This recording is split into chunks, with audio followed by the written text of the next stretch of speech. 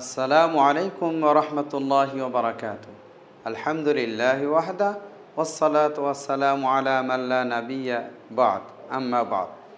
সম্মানিত দর্শকবৃন্দ, আজকের আলোচনার বিষয় হলো রোগীকে সকাল সন্ধ্যায় দেখতে যাওয়া ও তার সেবা শুশ্রূষা করা। রাসূলুল্লাহ সাল্লাল্লাহু আলাইহি ওয়াসাল্লাম রোগীকে দেখতে যাওয়া ও তার সেবা শুশ্রূষার ব্যাপারে কি পরিমাণ সওয়াব রয়েছে সে ব্যাপারে তিনি বলেন, মান আতা আখাহু মুসলিমান আইদান মাশা ফি খারাফাতিল জান্নাহ হাত্তা ইয়াজলিসা।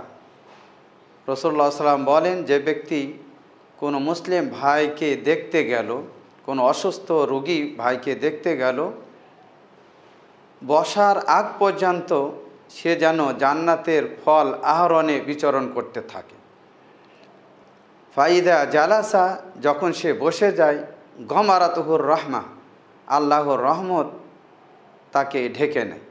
রাসূলুল্লাহ সাল্লাল্লাহু আলাইহি সাল্লাম বলছেন, যদি সময়টা সকালবেলা হয়ে থাকে তাহলে ৭০,০০০ ফেরেশতা ওই ব্যক্তির ওপর, ওই ব্যক্তির জন্য ক্ষমা এবং কল্যাণ কামনা করতে থাকে, এমনকি সন্ধ্যা পর্যন্ত। আর যদি সময়টা যদি এরকম হয় যে সে রোগীকে দেখতে গেছে সন্ধ্যার সময়, তাহলে ৭০,০০০ ফেরেশতা ওই ব্যক্তির জন্য ক্ষমা এবং কল্যাণ কামনা করতে থাকে সকাল পর্যন্ত।